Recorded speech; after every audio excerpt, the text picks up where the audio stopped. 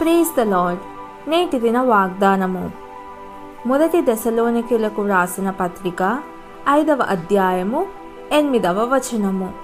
మనము పగటి వారమై ఉన్నాము గనుక మత్తులమై ఉండక విశ్వాస ప్రేమలను కవచము, రక్షణ నిరీక్షయను శిరస్త్రాణమును ధరించుకొందుము.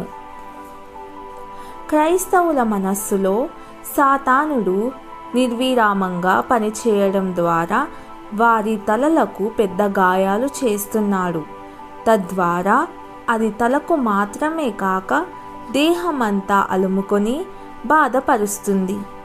అబద్ధికుడైన సాతాను దొంగతనమును, హత్యను, నాశనంను చేయుటకు వచ్చును గాని మరి దేనికి రాడు అని యేసు ప్రభువు చెప్తున్నాడు.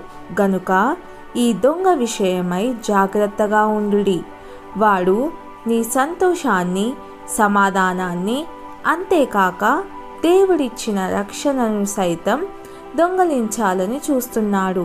కాగా ప్రియులారా, భయముతోనూ వణకుతోనూ మీ సొంత రక్షణను కొనసాగించుడి అని వాక్యం చెబుతుంది. ప్రార్థన. యేసు ప్రభువా, నూతన శిరస్త్రాణమైన నీ ప్రశస్త రక్షణ బహుమానముకై నీకు వందనాలు. నీ రాకడ వరకు ఏ మాత్రము ఓడిపోక జయించేవాడిగా నేనుండునట్లు సహాయం చేయుము. సాటిలేని యేసు నామంలో ప్రార్థిస్తున్నాను తండ్రి. ఆమెన్.